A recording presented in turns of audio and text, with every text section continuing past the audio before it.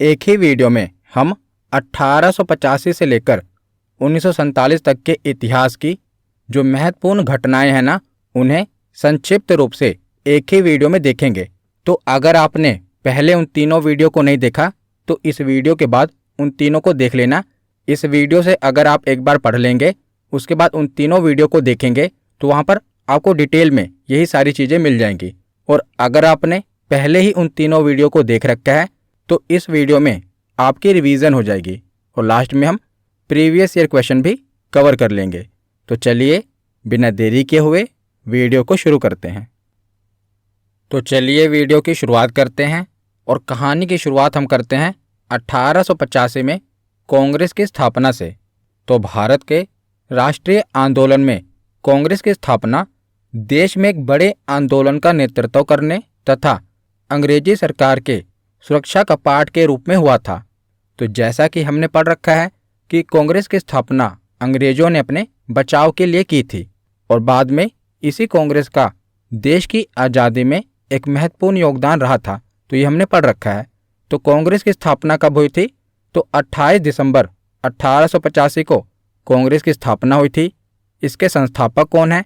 तो A.O.. Hume इसके संस्थापक हैं, जिनका नाम है एलन ऑक्टेवियन ह्यूम, जो कि स्कॉटलैंड के थे। और कहाँ पर इसकी स्थापना हुई थी? तो कांग्रेस की स्थापना मुंबई के गोकुल दास तेजपाल संस्कृत विद्यालय में इसकी स्थापना हुई थी। और उस समय वायसराय कौन थे? तो लॉर्ड डफरिन उस समय वायसराय थे। और जब कांग्रेस की स्थापना हुई थी तो पहले इसका नाम भारतीय राष्ट्रीय संघ था और बाद में दादा भाई नौरोजी ने इसका नामकरण भारतीय राष्ट्रीय कांग्रेस कर दिया। पहले इसका नाम क्या था? भारतीय राष्ट्रीय संघ था। दादा भाई नौरोजी ने इसका नाम भारतीय राष्ट्रीय कांग्रेस कर दिया था। और बात की जाए तो कांग्रेस के प्रथम अधिवेशन के अध्यक्ष कौन थे? तो व्योमेश चंद्र बनर्जी थे। और कांग्रेस के प्रथम मुसलमान अध्यक्ष कौन थे? तो बदरुद्दीन तैयब जी। और प्रथम यूरोपियन जिसने कांग्रेस के अधिवेशन की अध्यक्षता की थी तो उनका नाम था जॉर्ज यूले।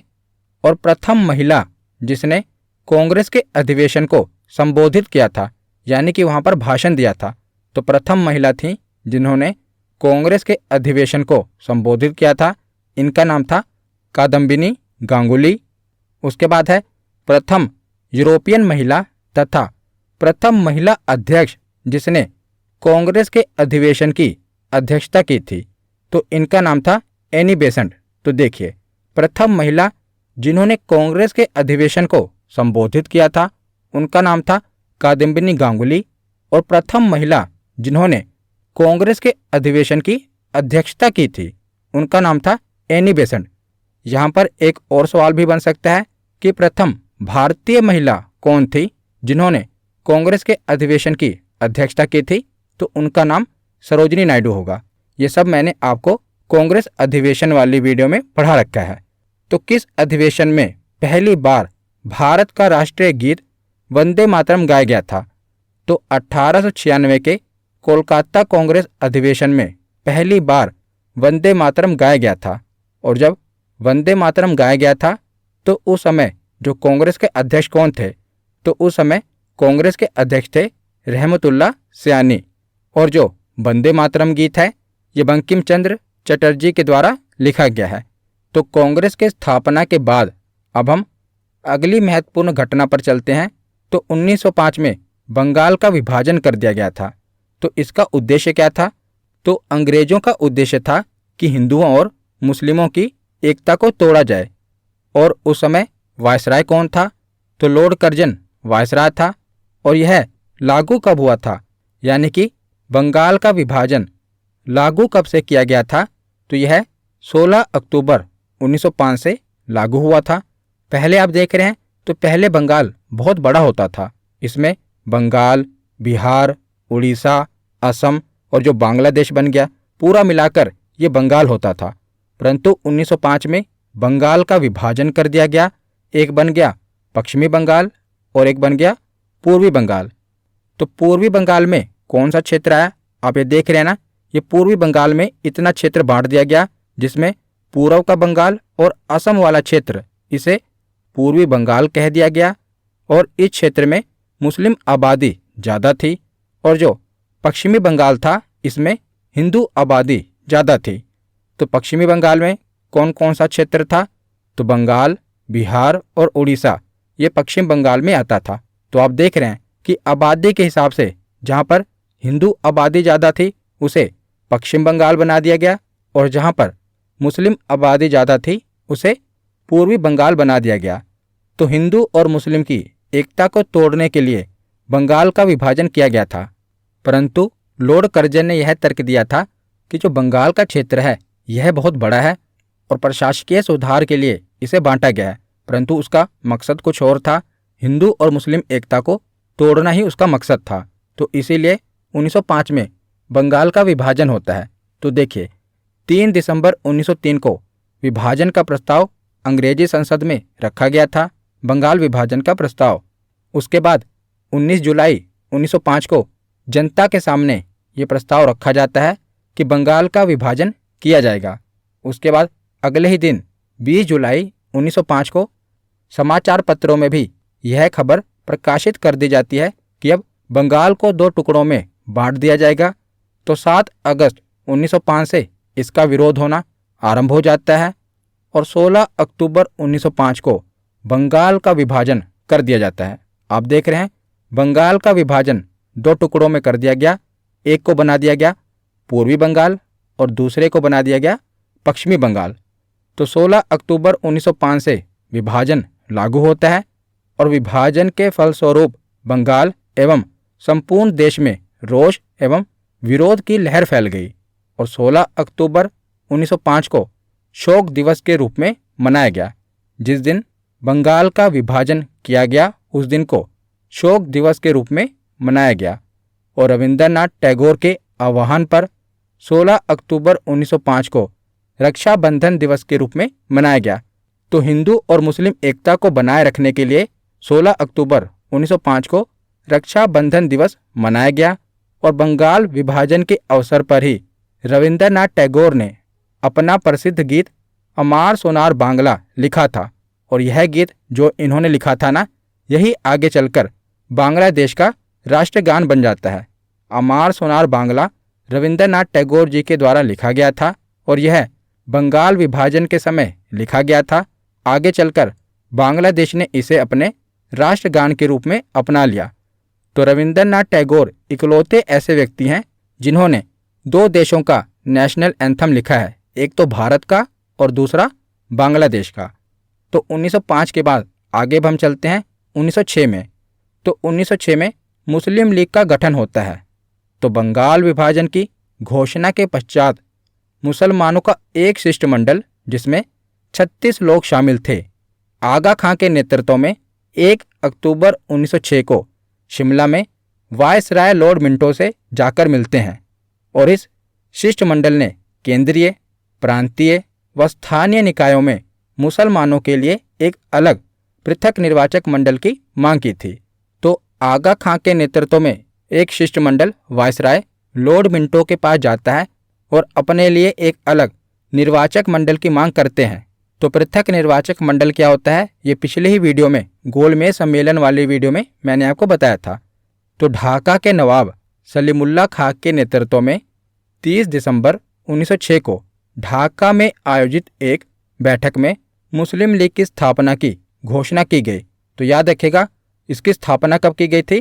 तो 1906 में मुस्लिम लीग की स्थापना की गई थी।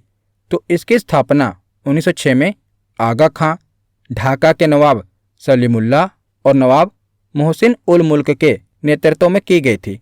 तो याद रखिएगा कई बार एग्जामिनर ने ये क्वेश्चन पूछा है और ऑप्शन में मोहम्मद अली जिन्ना जरूर लिखता है। तो याद रखिएगा मुस्लिम लीग की स्थापना मोहम्मद अली जिन्ना ने नहीं की थी। मोहम्मद अली जिन्ना 1913 में मुस्लिम लीग में शामिल हुए थे। तो देखिए, तो आपसे प्रश्न कैसे पूछा जाएगा कि बताइए निम्नलिखित में से किसने मुस्लिम लीग की स्थापना नहीं की थी? तो 4 ऑप्शन होंगे, आगा खां, सलीमुल्लाह, मोहसिन उल मुल्क और मोहम्मद अली जिन्ना। तो आपको लगेगा कि मोहम्मद अली जिन्ना तो होगा ही क्योंकि इसने तो स्थापना की ही होगी, पर नहीं, मोहम्मद अली जिन्ना ने मुस्लिम लीग की स्थापना नहीं की थी। ये 1913 में आगे चलकर मुस्लिम लीग में शामिल हो गए थे। तो 1906 के बाद आगे चलते हैं 1907 में। तो 1907 में क्या होता है कि कांग्रेस का विभाजन हो जाता है। तो 1907 में सूरत में कांग्रेस का अधिवेशन हो रहा होता है, जिसकी अध्यक्षता रास बिहारी घोष ने की थी। तो इस समय कांग्रेस का विभाजन हो जाता है।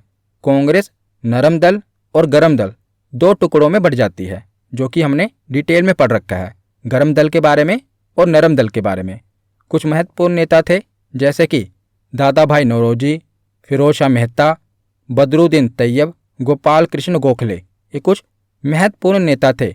पर आपको नरमपंथी नेता याद नहीं रखने, आपको गरम दल के नेता याद रखने हैं, क्योंकि गरम दल के नेता याद रखने आसान है, बाकी जो बच गए वो नरम दल के नेता हैं। तो गरम दल के नेता कौन कौन थे? बाल गंगाधर तिलक, लाला लाजपत राय, विपिन चंद्र पाल और अरविंद घोष। तो इन चारों का नाम आपको पता होना चाहिए कि ये गरम दल के नेता थे। और पहले तीनों को तो लाल, बाल और पाल कहा जाता था। लाल से लाला लाजपत राय, बाल से बाल गंगाधर तिलक और पाल से विपिन चंद्र पाल। तो इन तीनों को लाल, बाल और पाल कहा जाता था। तो ये थे गरम दल के नेता। और चौथे नेता थे अरविंद घोष। तो इन चारों के बारे में आपको पता होना चाहिए कि ये गरम दल के नेता थे और बाकी नरम दल के नेता थे। तो 1907 में क्या होता है? कांग्रेस का विभाजन गरम दल और नरम दल में हो जाता है। तो 1907 के बाद अगली इतिहास की महत्वपूर्ण घटना देखते हैं 1908। तो 1908 में क्या होता है कि खुदीराम बोस को फांसी दे दी जाती है। तो शहीद खुदीराम बोस भारत में अंग्रेजी शासन का विरोध करने वाले सबसे युवा क्रांतिकारी स्वतंत्रता सेनानी थे। इनका जन्म 3 दिसंबर 1889 को पश्चिम बंगाल के मिदानपुर जिले में हुआ था। तो आखिर इन्हें फांसी क्यों दी गई थी? तो मुजफ्फरपुर के जज D.H. किंग्सफोर्ड को मारने की साजिश के आरोप में खुदीराम बोस को मुजफ्फरपुर जेल भेजा गया था, और जिसे मुजफ्फरपुर षड्यंत्र के रूप में भी जाना जाता है।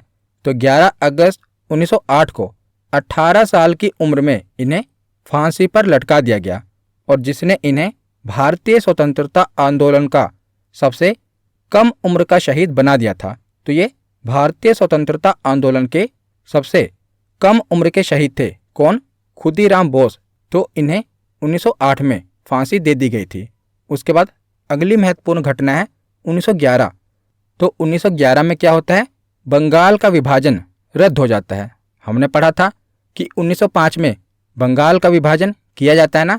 तो आगे चलकर 1911 में क्या होता है कि बंगाल का विभाजन रद्द कर दिया जाता है, क्योंकि जब बंगाल का विभाजन किया गया तो बहुत ही उग्र रूप से आंदोलन किए जाने लगे। तो आगे चलकर क्या होता है कि 1911 में जो बंगाल का विभाजन किया गया था, इसे रद्द कर दिया जाता है।